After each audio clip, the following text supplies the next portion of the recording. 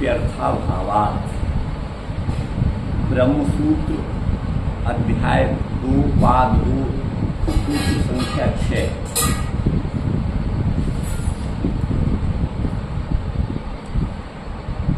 अभ्युपगमेपि अर्थात कथम चित प्रवृत्त्यभ्युपगमेपि प्रधानम कारणम न भवति। अभ्युपगम माने ऐसा मान लेने पर भी कि प्रकृति ही जगत का कारण है, तो भी अर्थाभावात्, अर्थ माने प्रयोजन का अभाव होने से प्रकृति का जगत कारण होना संभव नहीं है। क्योंकि कोई भी व्यक्ति किसी भी क्रिया में प्रवृत्त तभी होता है जब उसका कोई एक निश्चित और विशिष्ट प्रयोजन होता है। प्रयोजन के बिना किसी व्यक्ति की किसी क्रिया में प्रवृत्ति संभव नहीं है। और जड़ होने के कारण प्रधान माने जो प्रकृति है उसमें ज्ञ शक्ति का अभाव होने से उसका कोई प्रयोजन अपना संभव नहीं है। तो अर्थाभावात् माने प्रयोजन के अभाव होने से भी प्रकृति जगत का कारण नहीं है। तो यहाँ पर भगवान निम्बारकाचार्य कहते हैं कथंचित प्रवृत्ति अभ्युपगमेपि, किसी भी प्रकार से हम प्रकृति को जो जड़ है उसको जगत का कारण मान भी लें तो भी प्रधानम कारणम न भवति, तो भी प्रधान जगत का कारण नहीं हो सकता।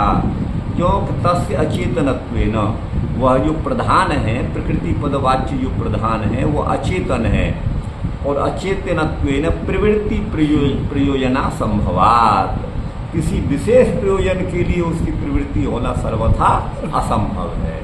इसलिए प्रधान जगत का कारण नहीं हो सकता। ठीक जी, ये इसमें कहा गया है। अच्छा, अब आगे है पुरुषास्मवत् इति चेत् तथापि यथा पंगुरंध अस्म अयः प्रवर्तयति तथा पुरुष प्रधानमिति चेत् तथात्वे निष्क्रियत्वाभ्युपगम विरोध प्रधानस्य परप्रेर्यत्वेन जगत कारणत्वे अप्राधान्य प्रसंग। यहाँ पर भगवान निम्बारकाचार्य सूत्र के भाष्य में कहते हैं, सूत्र में पुरुषास्मवत्, ये दो उदाहरण यहाँ दो दृष्टांत इस सूत्र में दिए गए हैं। एक तो पुरुष माने चेतन पुरुषों के समान, और दूसरा अस्म माने पत्थर। पत्थर से यहाँ पर जो है अयस्कांत मणि, तो पुरुष और अस्मवत्, अस्म माने पत्थर होता है अथवा अयस्कांत मणि।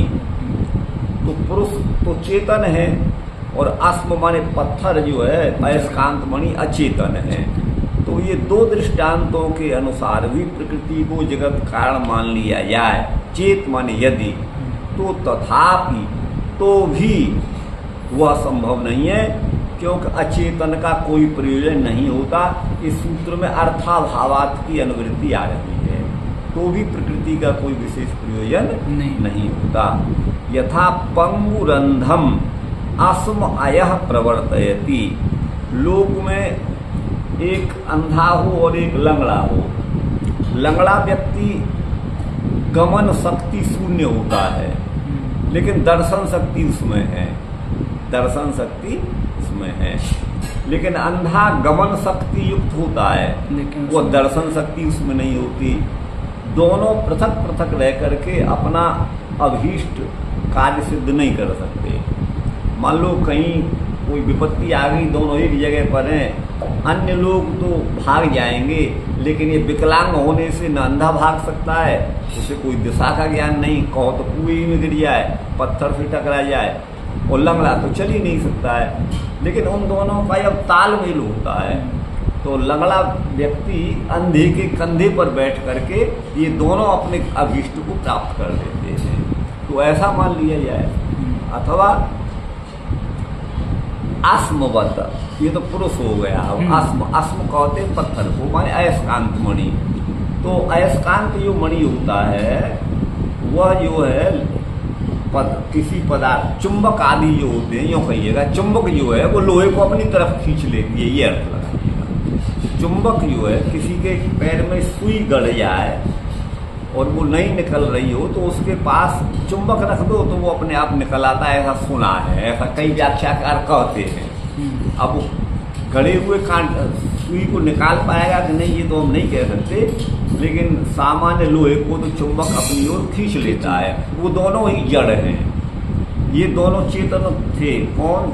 अंधा और लंगड़ा, लेकिन ये अयस्कांत मणि और ये लोह ये दोनों ही अचेतन हैं।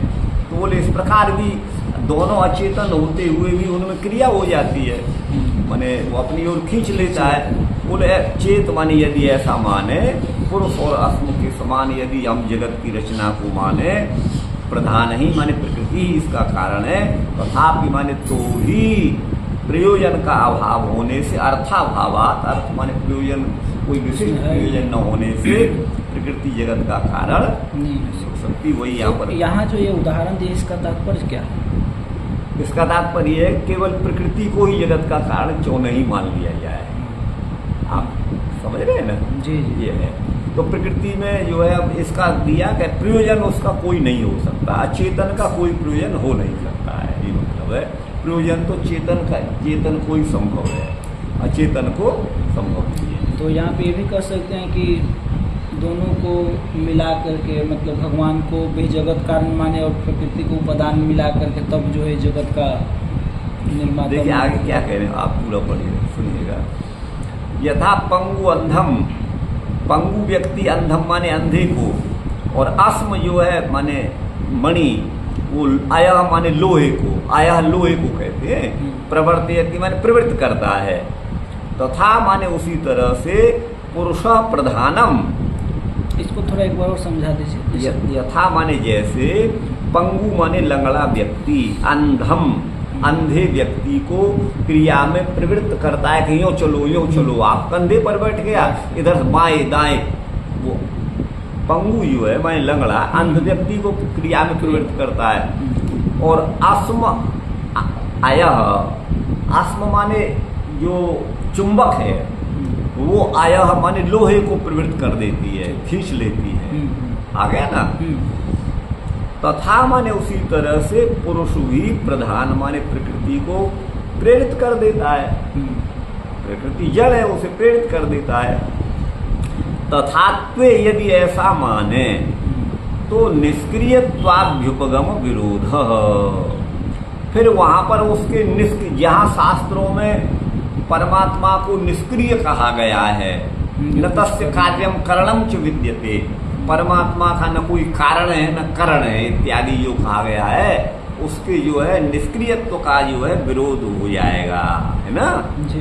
तो प्रधानस्य प्रेर्यत्वेन जगत कारणत्वे अप्राधान्य प्रसंग, यहाँ बड़े नरम भाव से खंडन कर रहे हैं निम्बारकाचार्य, बड़े नम्र भाव से, माने बहुत धीमी माने सहज रूप से कर रहे हैं, एकदम दो टूक नहीं कर रहे हैं। आप देखिए शब्दों को देखिएगा। प्रधानस्य पर प्रेर्यत्वेन, वैसे ही पुरुष जो है वो प्रधान को प्रेरित कर देता है, तो अब यहाँ कहते हैं प्रधान का पर प्रेर्यत्व होने से, माने प्रधान माने प्रकृति है, पर माने दूसरे अर्थात पुरुष के द्वारा प्रेरित होती है। तो पर प्रेर्यत्वेन जगत कारणत्वे, तो अगर उसको हम जगत का कारण मानेंगे प्रकृति को दूसरे के द्वारा प्रेरित होकर के, तो अप्राधान्य प्रसंग, उसकी अप्रधानता का प्रसंग आ जाता है। मतलब अप्रधानता का मतलब वो सृष्टि में उसका प्राधान्य नहीं रहेगा, उसका गौण भाव ही रहेगा। इसीलिए मैंने कहा मन थोड़ा सहज में खंडन कर रहे हैं, लेकिन यहाँ ये नहीं कह रहे हैं कि प्रकृति है ही नहीं, भाई अप्रधान तो है ही है, अप्राधान्य प्रसंग ऐसा इन्होंने कहा है। अब देखिए इसमें मैंने भी कुछ लिखा था, ये 2-2-7 में लिखा है, क्या लिखा है? पुरुषात्मवत् इति चेत तथापि, पुरुषात्मवत् मनुष्य एवं पुरुष माने मनुष्य और आत्म माने पत्थर होता है या मणि समझिएगा, अयस्कांत मणि, आत्म माने अयस्कांत मणि। तो अब यहाँ चुंबक के समान पुरुष प्रकृति प्रेरक है, पुरुष प्रकृति को प्रेरित करता है, ऐसा मान लेने पर भी, ठीक है ना, इति चेत, ऐसा मान लेने पर भी दोष की निवृत्ति नहीं हो सकती। जैसे लोक में गमन शक्ति युक्त अंधा व्यक्ति और पंगु जो गमन शक्ति रहते हैं, उस अंधे उसे कंधे पर बिठाकर, है ना, पंगु निर्दिष्ट मार्ग से, पंगु से मार्ग बताता जाता है, तो पंगु के द्वारा बताए गए मार्ग से अंधा उसे अपने कंधे पर लाद कर अभीष्ट गंतव्य को प्राप्त कर लेते हैं, दोनों पहुंच जाते हैं। तथा जड़ चुंबक अपनी आकर्षण शक्ति से लोहे को खींच लेता है, उसी प्रकार अब यहाँ ब्रह्म निरपेक्ष प्रकृति भी, माने दोनों ही अचेतन है, ये कौन, चुंबक और वो लोहा, दोनों ही अचेतन है। वैसे ही बिना ब्रह्म के ब्रह्म निरपेक्ष प्रकृति भी सृष्टि कार्य में समर्थ होती है, ऐसा मान लिया जाए। इति चेत, यदि ऐसा मान लिया जाए, तथापि माने तो भी यह सिद्धांत दोष मुक्त नहीं हो सकता, या दोष ही फिर भी रहेगा। कैसे रहेगा? क्योंकि प्रयोजन का अभाव होने से, क्योंकि जड़ प्रकृति को हम जगत का कारण माने तो उसमें कोई प्रयोजन जड़ वस्तु में संभव नहीं है, ठीक है ना। ये तो कोई प्रयोजन या कोई विचार, ये तो चेतन का धर्म है, जड़ का धर्म नहीं है। तत्त जीवों के भोग एवं अपवर्ग रूप प्रयोजन की सिद्धि हेतु अचिंत्य विश्व प्रपंच की रचना में जीव एवं प्रकृति किसी भी प्रकार समर्थ नहीं हो सकते। जीव भी नहीं हो सकता और प्रकृति भी नहीं हो सकती, क्योंकि उतनी शक्ति, उतना ज्ञान जीवात्मा को नहीं है। जीवात्मा अणु परिमाण है, लेकिन विश्व जो है वो अनंत है, लोक लोकांतर, सप्त द्वीपा तो ये वसुमती ही है, 7 द्वीपों वाली, फिर सूर्य लोक, चंद्र लोक, भूभुवा महाजनस, ये सब लोक हैं, नीचे के 7 लोक बताए गए हैं। तो इन सब की विचित्र जो रचना है, अद्भुत जो रचना है, वह पुरुष के सामर्थ्य से परे है। तो वही यहाँ पर कहा है, पुरुष के सामर्थ्य से, यहाँ पे पुरुष माने जीव। तो अचिंत विश्व की रचना में जीव एवं प्रकृति, पुरुष का अर्थ मैंने जीव ही लिखा है, जीव एवं प्रकृति किसी भी प्रकार समर्थ नहीं हो सकते। यदि जीव के निर्देशानुसार, अब यहाँ पुरुष का अर्थ मैंने जीव किया है, यदि जीव के निर्देशानुसार, अब देखिए, प्रकृति सृष्टि रचना में प्रवृत्त हो भी जाए तो जीव ऐसी प्रेरणा कभी नहीं दे सकता जिससे वह स्वयं दुखालय जगत में असहाय होकर दुख भोगता रहे। उस प्रकृति से तो जगत को बनवा ले, जगत बन गया, उसी में दुख भोगे, ऐसा कोई चाहेगा नहीं, ऐसा नहीं चाहेगा, ऐसा कोई नहीं चाहेगा। अल्पज्ञ होने से जीव कृत प्रेरणा अकिंचित कर ही होगी, क्योंकि जीव अल्पज्ञ है, और जीव मान लो प्रेरित भी कर देता है कि चल प्रकृति तू जगत रूप में आ जा, अथवा मैं तुझे जगत रूप में बना देता हूँ। तो जीव के अल्पज्ञ होने से वो अकिंचित कर ही होगा, माने कुछ भी करने में समर्थ नहीं होगा। तथा यह भी ज्ञातव्य है कि मानव द्वारा सन्निधि कराए जाने पर ही चुंबक लोहे को आकर्षित करती है। चुंबक यहाँ रखा है, लोहा वहाँ रखा है, नहीं खींचेगी वो, एक निश्चित दूरी से वो खींच सकती है। वो तो उसमें जीव, हाँ, उसमें चेतन की प्रेरणा जरूर है। चेतन जीव उन दोनों को नजदीक लाएगा तब वो लोहे को खींचेगी। और एक हमने देखा है, इसको प्रयोग करके आपने भी देखा होगा, अगर हमने लोहा यहाँ रख दिया, चुंबक वहाँ रख दिया, तो वो 100 बार बुलाए चुंबक लोहे को नहीं आएगा, लोहा नहीं आएगा ना। तो वही है, मैंने यही इसका लिखा है कि मानव द्वारा दोनों की सन्निधि माने सामीप्य कराए जाने पर ही चुंबक लोहे को आकर्षित करती है। वहाँ भी चुंबक एवं लोहे से अतिरिक्त मानवीय कर्म अपेक्षित होता है। मानवीय कर्म, चेतन व्यक्ति का कर्म अपेक्षित है, दोनों को साथ में मिलाना। अब अतः ब्रह्म प्रेरित प्रकृति ही, क्योंकि जीव तो अल्पज्ञ है ना, अतः वो तो कर प्रेरित उस रूप में विचित्र विश्व की रचना उसकी शक्ति से परे है, उसके विचार से भी परे है। अतः ब्रह्म प्रेरित प्रकृति ही जीव द्वारा कृत कर्म फलोपभोगार्थ जगत रूप में अव्यक्त अवस्था से व्यक्त अवस्था में आती है। भगवान अव्यक्त अवस्था से प्रकृति को व्यक्त माने जगत जो व्यक्त है अभिव्यक्त है उस दशा में ले आता है जीवों के भोग के लिए। तो भोगना ही पड़ेगा हमको। अगर जीव बनाता संसार को प्रकृति जड़ के द्वारा तब तो बढ़िया ही बढ़िया सब बनाता बुरा कुछ भी नहीं बनाता। ये है। अब अगला सूत्र है अंगित्वानुपपत्तिश्च।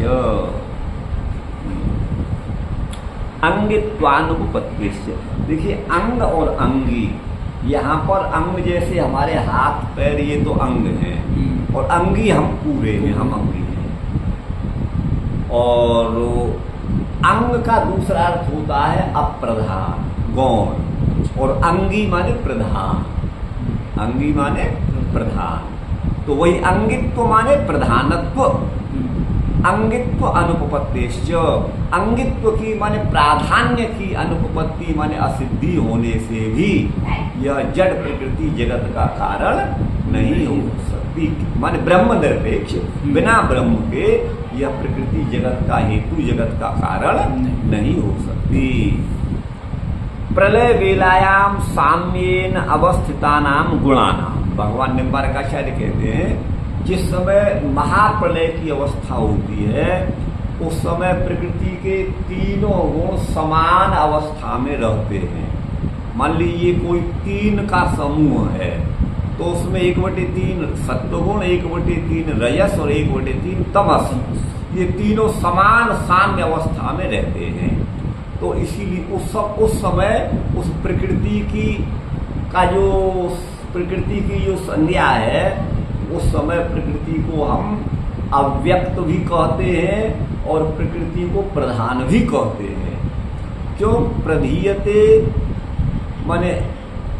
प्रधीयन्ते प्रविलीयन्ते त्रयो लोका यस्मिन् तत्प्रधानम, तीनों लोक जो प्रकृति से बने थे वो उसी में पुनः विलीन हो जाते हैं, उस अव्यक्त तत्व को प्रधान कहते हैं। तो प्रधान माने प्रकृति की जो संज्ञा है महाप्रलय की अवस्था में, उसमें तीनों गुण जो है वो साम्य अवस्था में, समान अवस्था में रहते हैं। लेकिन है क्या, आपने भगवत गीता का श्लोक पढ़ा सुना होगा, रजः कर्मणि भारत, रजोगुण व्यक्ति का जब प्रधान रूप से होता है, सत्व तमस दबे हुए होते हैं तो वो कर्म में प्रवृत्ति कराता है। तो उसी तरह से जब सृष्टि का निर्माण होता होगा तो प्रलय की अवस्था में तीनों गुण समान अवस्था में है। अब एक गुण को प्रवृत्त कर देना प्रेरित करके, अन्य दोनों को गौण बना देना, ये जो है किसी जड़ का कार्य नहीं हो सकता, चेतन ही के द्वारा ये संभव है। तो जब सृष्टि होती है तो रजस का प्राबल्य होता है, जब महाप्रलय की अवस्था आती है तो तमस बढ़ जाता है, और पालन पोषण की जगत की स्थिति की अवस्था में सत्वगुण की माना गया है। तो वो एक गुण को अंगी होना, प्रधान होना पड़ेगा, और बिना चेतन के उसमें अंगांगी भाव हो नहीं सकता।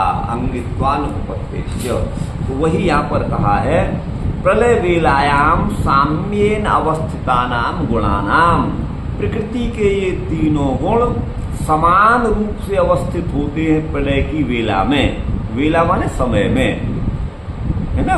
परस्पर अंगांग भाव असंभवाच्य, उन गुणों में आपस में एक अंगी और 2 अंग हो जाए, माने एक प्रधान हो जाए 2 गौण हो जाए, अथवा 2 प्रधान हो जाए 1 गौण हो जाए, ऐसा संभव नहीं है। तो वही यहाँ पर का परस्पर अंगांग भाव असंभवाच्य, उनका अंगांगी भाव माने गौण प्राधान्य भाव असंभव है।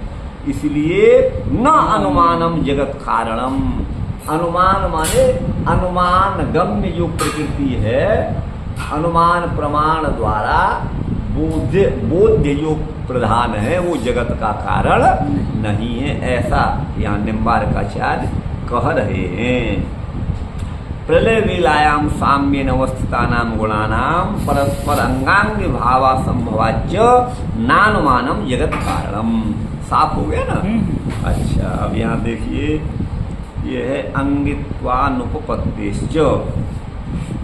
अब अंगित्वानुपत्तिश्च, इसमें अंगित्व माने प्रधानता और अंगत्व माने अप्रधानता। तो अंगित्व माने प्रधानता की अनुपपत्तिश्च, अनुपपत्ति माने असिद्धि होने से भी अचेतन प्रकृति जगत रचना में समर्थ नहीं हो सकती। सृष्टि या प्रलय में सत्व आदि गुणों का अंगांगी भाव माने गौण प्राधान्य भाव, अंग माने गौण और अंगी माने प्राधान्य, तो अंगांगी भाव होना अपेक्षित है।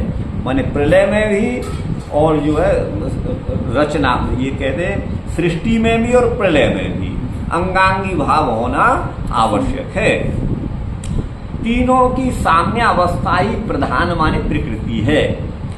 सृष्टि हेतु रजस का अंगित्व माने प्राधान्य होना अपेक्षित है। रजस गुण जो है वह प्रवृत्त होगा, वह अंगी माने प्रधान हो जाएगा रजस। और जड़ होने से स्वतः अंगित्व की उपपत्ति माने सिद्धि नहीं हो सकती। अतः सर्वज्ञ सर्वनियंता ब्रह्म ही प्रकृति का अधिष्ठाता है। उसी के अधिष्ठातृत्व में उस प्रकृति से जगत रचना होती है। भाई ठीक है ना? जी जी, ये आ रहा है। अच्छा, अब आगे है अन्यथान में तउचो ज्ञ शक्ति वियोगात। बहुत शॉर्ट रूप में भगवान निम्बारकाचार्य ने इनकी व्याख्या करी है। बहुत सूक्ष्म। हाँ, प्रकारांतरेण प्रधानान्वित अन्यथा माने अन्य प्रकार से भी, ऊपर कहे गए प्रकारों के अतिरिक्त तो अन्य प्रकार से भी हम अनुमिति करें, माने अनुमान प्रमाण द्वारा हम ये जो जानने का प्रयास करें तो प्रकृति ही जगत का कारण है, तो भी प्रकृति जगत का कारण नहीं सिद्ध होती। क्यों नहीं होती? तो हेतु दे रहे हैं पंचम्यंत पद से, ज्ञ शक्ति वियोगात्। प्रकृति में ज्ञातृत्व शक्ति का वियोग माने अभाव है। ज्ञ शक्ति का अभाव होने से, वियोग होने से प्रकृति जगत का कारण नहीं हो सकती। तो यहाँ पे कारण से जगत कारण लेना है जी, जगत कारण लेना है। हाँ, जगत कारण, बिल्कुल बिल्कुल जगत का कारण। ऐसा तो नहीं ये लोग उपादान कारण को भी ले रहे हैं? नहीं, ये इनका मतलब ये तो खैर ब्रह्म को ही जगत का माने जगत का निमित्त और उपादान दोनों ही ब्रह्म को ही मानते हैं, सभी आचार्य ऐसा मानते हैं। अच्छा, अन्यथान में तो उच्च, यदि हम प्रकारांतर से प्रधान माने प्रकृति का हम अनुमान करें कि यह जगत का कारण है तो भी नहीं हो सकता। प्रधानस्य ज्ञातृत्व शक्ति वियोगात्। प्रधान माने जो प्रकृति है उसमें ज्ञातृत्व शक्ति का वियोग माने अभाव है। न तत्कर्तृकम जगत, उसके द्वारा बनाया हुआ जगत नहीं है, बनाने वाला कोई दूसरा है। भाव ये है, वह मिट्टी स्वयं घड़ा नहीं बन जाती, उसको घड़े के रूप में बनाने वाला कोई कुंभकार है, ये भाव है। तो अभी वही यहाँ पर आप 9वां देखिए, अन्यथान्वित अन्य प्रकार से अनुमान करने पर भी ज्ञ शक्ति वियोगात्, ज्ञातृत्व शक्ति का वियोग माने अभाव होने के कारण त्रिगुणात्मिका प्रकृति जगत जन्म आदि में समर्थ नहीं हो सकती।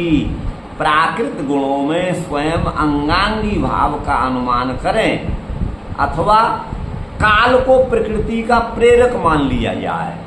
जैसे जब वर्षा ऋतु आती है तो वर्षा में होने वाले जो घास फूस अपने आप उत्पन्न हो जाती हैं। जब बसंत का समय आता है तो आमों पर वो आ जाती है, बौर आ जाता है, मंजरी जिसे बोलते हैं वो आ जाती है। या जो गर्मी के फूल हैं वो गर्मी में खिलते हैं, जाड़े में नहीं खिलते। जाड़े में होने वाले फूल हैं वो गर्मी में नहीं खिलते हैं। तो काल जो अव्यक्त जो काल है, जो सर्वव्यापक है, वह तो अज्ञ है, वो उसमें भी ज्ञातृत्व शक्ति नहीं है। लेकिन वह काल जो है विभिन्न ऋतुओं में विभिन्न प्रकार के जो है करिश्मा कर देता है। आप समझ लेना, ये भाग हुआ। तो वही कहा अंगांग भाग।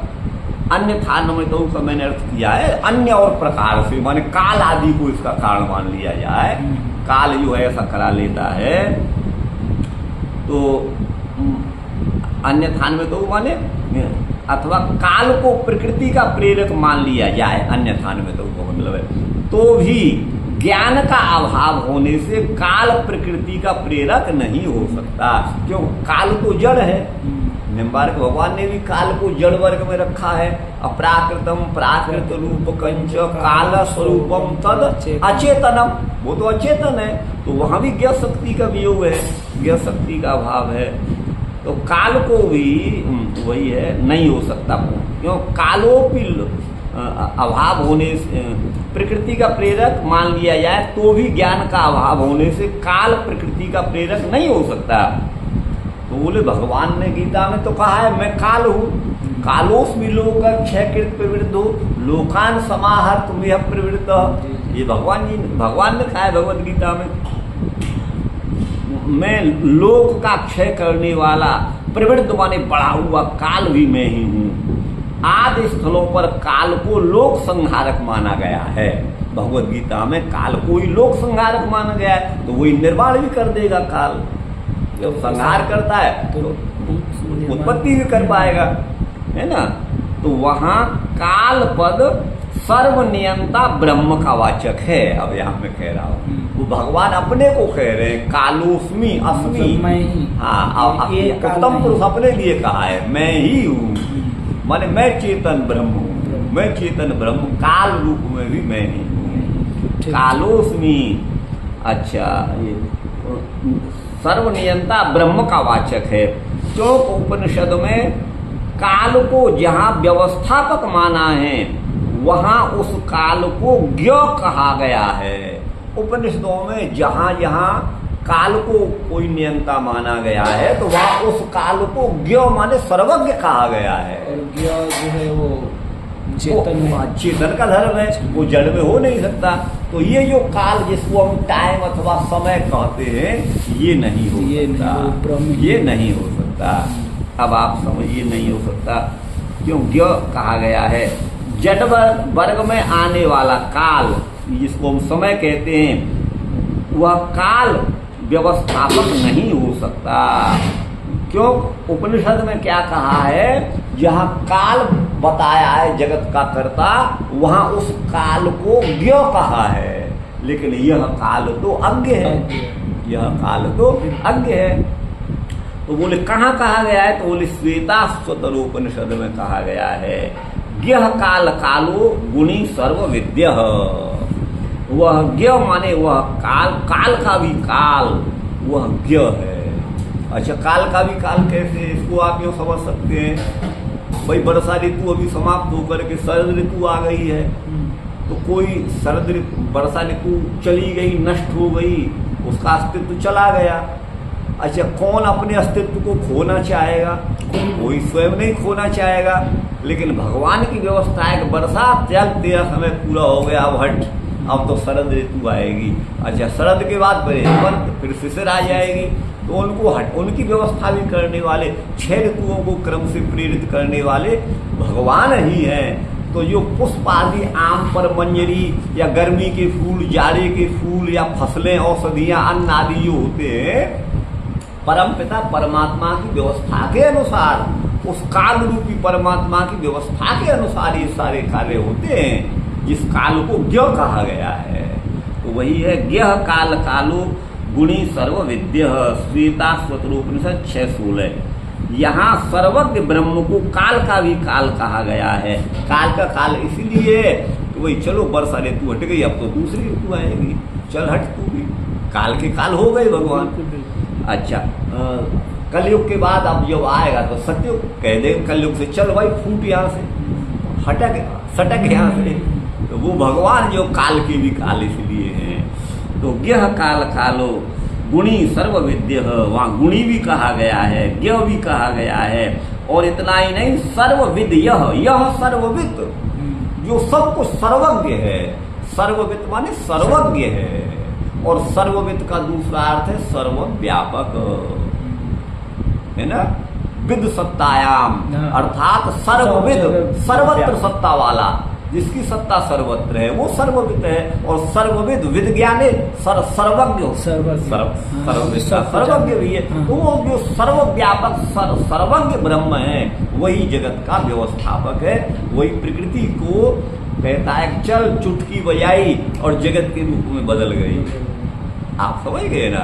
भृगुटी विलास सृष्टि लय होगी, भगवान के पास पलक झपकते भृगुटी के विलास से चल सृष्टि यो हो जा, यो हो जा, प्रलय हो जा, सृष्टि जो कुछ है वो सब तो वही है।